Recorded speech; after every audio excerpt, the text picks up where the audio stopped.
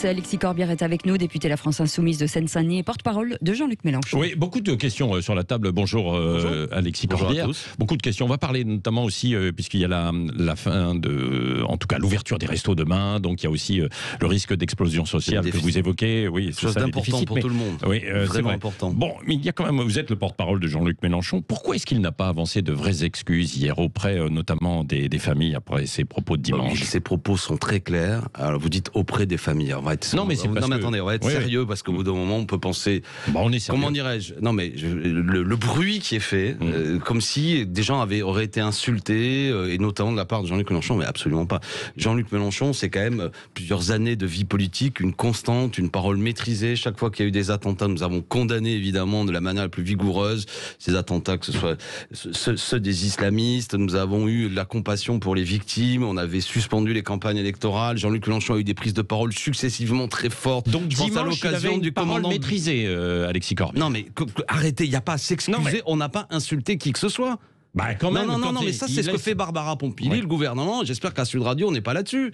Qu'il y ait une stratégie de la part de certaines personnes. Non mais j'entends, je vous réponds avec le temps qui est le mien de bon matin, chers amis qui nous écoutez. Mais je veux dire, on peut discuter de choses, mais j'entends toute une série évidemment de snipers, comme on dit là, des marcheurs qui expliqueraient quasiment que Jean-Luc Mélenchon aurait eu des propos infamants, insultant les victimes. Mais absolument pas. Faut arrêter. Et comment dirais-je, je vois bien la manœuvre qui est en place pour dégrader le débat public, pour éviter de discuter de tas de choses qu'à l'occasion de cette émission que Jean-Luc Mélenchon a tenue, de lutte contre le chômage, de relance économique, de transition écologique, de réforme institutionnelle. Et d'un seul coup, on prend 2 minutes et on a l'impression, ce qui est totalement faux. Moi, j'en ai assez de cette période où aujourd'hui, on en vient à ce que, je parle de Jean-Luc Mélenchon comme un autre, toute une constante politique de quelqu'un sur des sujets. Et Jean-Luc Mélenchon est un homme constant. On est d'accord ou pas d'accord, je peux le comprendre, mais constant sur ses propos.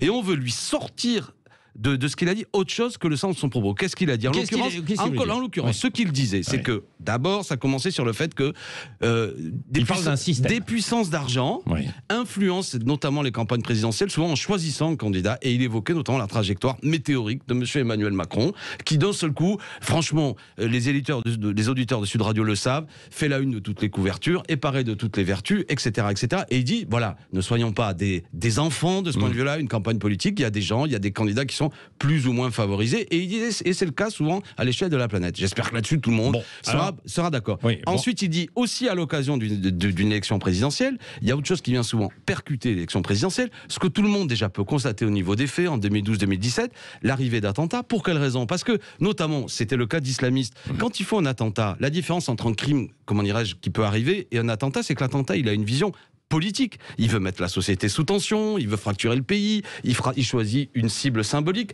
et à l'occasion des élections présidentielles, discutez même avec des spécialistes de la sécurité. Oui, mais attendez, Mohamed Merah, vous dites que ça veut dire quoi? Que Mohamed Merah ça aurait été organisé pour que ça frappe avant la présidentielle. Pas du tout. Non, ça n'est pas ce qu'il a dit. Et d'ailleurs, la preuve, c'est que puisque vous voulez que Jean-Luc Mélenchon précise son propos, il l'a fait peu de temps après dans un autre tweet en disant, évidemment, ce dont je parle, c'est que les auteurs des attentats choisissent un moment pour frapper. En particulier, c'est pas du tout les mêmes personnes et l'oligarchie financière qui peut faire le choix d'un candidat type Emmanuel Macron pour défendre des intérêts économiques, et le fait que toute une série, notamment on évoque le cas de Merah, est dans une séquence très particulière où je pense...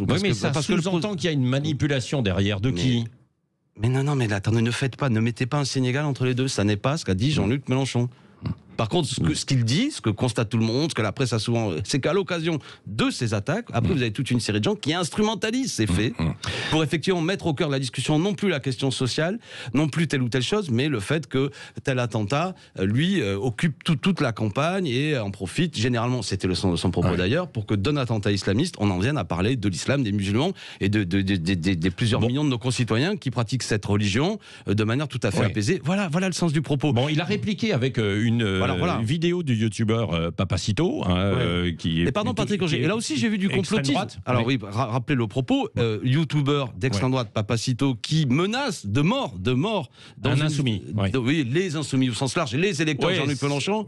Alors c'est sur un style potache, mais fascistoïde potache. C'est-à-dire qu'il y a prétendument un ton pas assez détestable, mais il y a quand même, je veux dire, des menaces de mort, clairement. Et depuis l'affaire Samuel Paty, même si je mets pas tout ça sur le même plan, on sait très bien qu'une vidéo qui circule peut avoir des conséquences. Écoutez, moi je suis parlementaire et mon nom était cité il y a pas longtemps dans la presse. Je fais partie de ces parlementaires. On a reçu une vidéo où il y avait une menace de mort. Et le président de l'Assemblée nationale, je ne sais pas si vous vous en souvenez, était intervenu pour que l'auteur de ce message, totalement confus d'ailleurs, à moitié délirant, à tel point je dois le confesser à ce micro qu'en ouvrant la première vidéo la première fois, j'avais à peine compris la menace, mais le président de l'Assemblée nationale a considéré qu'il y avait une menace de mort là-dedans. Monsieur Ciotti, comme moi, a été visé. La personne a été arrêtée, a pris, je crois, 10 mois de prison ferme.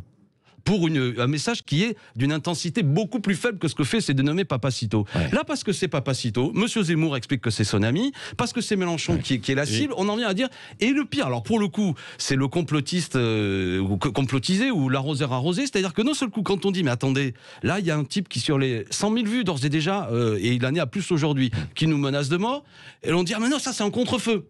Un sous-entendu, Mélenchon a dit à son copain Papacito, fais-moi une vidéo pour menace-moi de mort, pour que... Non. Donc on arrête, et je le dis à tous, bon, le débat politique, qu'est-ce qu'on va faire nous les insoumis? La question sociale, il y a 420 plans de licenciement en espace d'un an, quasiment un par jour qui est en train de tomber. Il y a des millions d'emplois qui vont être détruits, ce pays va être désindustrialisé. La crise du Covid nous a frappé durement, et il y a un effet d'aubaine pour toute une série de grands groupes qui, tout en reversant des sommes considérables aux actionnaires, rappelons que 51 milliards d'euros reversés aux actionnaires, entre année record pour ce qui est du Covid, en même temps que beaucoup d'entreprises sont en difficulté. Nous, ce qu'on voulait, c'est ça qui m'agace, c'est qu'on veut parler de la question sociale. Jean-Luc Mélenchon est allé à Aubin pour parler aujourd'hui du fait qu'il faut mettre au cœur cette question-là. Et après... Écoutez les propositions de la France Insoumise, combattez-les, critiquez-les, j'en sais rien, mais parlons de ça. Moi, je vous remercie de m'avoir invité, mais j'ai pas envie de passer mon temps à décortiquer une phrase de Jean-Luc Mélenchon. Si Jean-Luc Mélenchon pensait ce que vous dites, il le dirait, je vais vous dire, avec son tempérament, y compris, comment dire, sa rudesse, s'il pensait vraiment que c'était les puissances d'argent qui ont poussé M. Macron, qui est auteur des attentats, il vous le dirait. Il n'a peur de rien, il le dirait. Ça n'est pas ce qu'il pense. Alors après, peut-être que la formule, elle mérite d'être précisée. Il me semble que Jean-Luc Mélenchon l'a fait dans un tweet. J'ai envie de dire, point final. Arrêtons. Critiquer Mélenchon pour ses idées, trouvez-le trop partageux, trop écolo, trop 6ème République, mais allez pas le chercher sur un terrain qui n'est pas le sien. Je trouve ça dégradant pour le débat politique parce que ça devient dingo. Parlons un instant justement de cette crise sociale qui menace selon vous. Ça c'est important. Pour l'instant, effectivement, il y a eu quand même des aides qui ont été déployées. La France, sans doute, l'un des pays où il y a eu le plus d'aides. Oui, parce qu'en France, on a la façon de l'égalité, que même Macron a été obligé de revenir sur ce qui était son... Quelle est votre crainte pour demain? C'est quoi? C'est la réforme des retraites, c'est la réforme de l'assurance chômage? Alors, plusieurs sujets déjà. Bon, maintenant, le quoi qu'il en coûte, c'est terminé. On va quand même, on n'est pas très précis. Enfin, là, le gouvernement sur le remboursement des prêts garantis par l'État. Moi, je pense notamment aux TPE, PME, tous les petits patrons qui, c'est un peu dur. Certes, on a aidé, mais on manque de visibilité sur ce que va être la suite. Et puis, effectivement, vous avez raison. Depuis le 1er juin, maintenant, la réforme assurance chômage.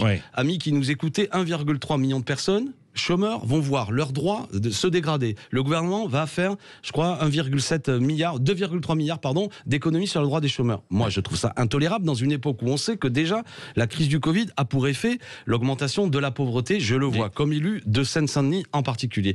Donc, là-dessus, attention, j'ai dit 420 PSE, plan de licenciement depuis mars 2020. Le nombre de boîtes aujourd'hui qui sont impactées par ça, et pas toujours parce que c'est l'effet Covid, parce qu'on délocalise, parce qu'on va à l'étranger, parce qu'on va... Je croyais que c'était la relocalisation qui était en cours. Eh bien, vous avez tout dit. L'enjeu aujourd'hui, c'est relocaliser l'industrie, relocaliser l'économie, pour des raisons écologiques, pour des raisons sociales. C'était soi-disant la leçon que nous devions tirer, que le président de la République avait tiré de la crise du Covid. Plus jamais comme ça, j'ai envie de dire, le fait qu'on était désarmé industriellement pour fabriquer des masques, le fait qu'on n'avait pas un groupe pharmaceutique national pour pouvoir créer des médicaments, le fait qu'on ne savait plus fabriquer tel ou tel matériel hospitalier. Bon, il faut relocaliser l'économie. Ça, c'est un beau sujet sur lequel on peut, les amis, nous enguirlander à l'occasion de l'élection présidentielle. Moi, ça me passionne de discuter de ça, de comment on réindustrialise le pays, comment on relocalise les entreprises, comment on crée de l'emploi en France. Et c'est pour ça que ce sera le sujet de la présidentielle. C'est ce que je souhaite. Et c'est pourquoi vous avez devant vous quelqu'un d'assez agacé que depuis 48 heures, il y a une manœuvre. Ah oui, mais non, mais j'entends bien. Je viens chez vous, il n'y a pas de problème. Oui. Et quelque part, bon, mais comment dire, je ne veux pas qu'il y ait un miroir déformant aussi de ce qu'a dit Jean-Luc Mélenchon. Jean-Luc Mélenchon n'a insulté personne, n'a manqué de respect à aucune victime. Et je renouvelle à l'occasion de ce micro, parce que les seuls qui m'intéressent là-dedans, c'est les familles. Il y a toute une série de gens de mauvaise foi qui se sont faussement indignés chez notamment le gouvernement. Mais je peux comprendre qu'il y ait des familles, et notamment, qui se disent qu'est-ce qui se passe, qu'est-ce qu'il a dit Mélenchon. Je leur dis à ce micro qu'il compte évidemment, comme toujours, sur notre profonde affection, sur notre indignation, et plus que ça, sur ce qui a eu lieu, sur le fait que nous serons sans faiblesse vis-à-vis des islamistes qui ont frappé vis-à-vis de toute forme de terrorisme, y compris d'un terrorisme d'extrême droite qui menace, là aussi, écoutez les services de renseignement. Pourquoi ça nous inquiète cette affaire de Papacito? C'est que selon même le renseignement français, il y a à peu près 1000 personnes extrêmement radicalisées en capacité de passer aux actes. Je rappelle que dernièrement, il y a eu on appelle ça des faits divers, mais en France, il y a eu quelques types qui ont notamment le type qui a abattu 3 gendarmes, etc., qui sont quand même des gens surarmés, en capacité de passer à l'action, sur des modes survivalistes, et qu'il faut être aussi vigilant, et que quand des types comme ça, pardon, monsieur Patrick Roger, si quelqu'un disait, moi je vais flinguer Patrick Roger, je vais le poignarder, ce salopard de journaliste, etc., à juste raison, vous et votre profession direz, bon là, on peut critiquer la presse, etc., mais ça, non, ça jamais.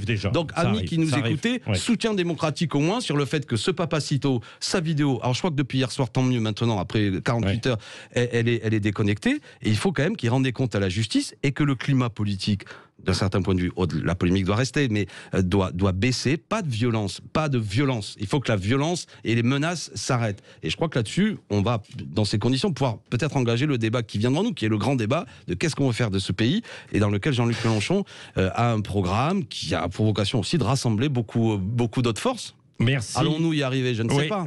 Nous verrons. Merci Alexis. Merci de m'avoir donné la parole. La France insoumise de Seine-Saint-Denis, porte-parole de Jean-Luc Mélenchon. On n'a pas eu le temps aussi de parler de la campagne régionale, mais on en parlera avec Clémentine. Et 2 votes le même jour, régional, départemental. Non, je le dis aux gens parce que moi, dans mon essai le 20 juin, et l'abstention populaire, elle sera pour nous notre problème. Allez voter. Puis vous avez cité Clémentine Autain en Île-de-France et toutes les listes soutenues par la France insoumise. On va l'inviter. Merci. Au revoir.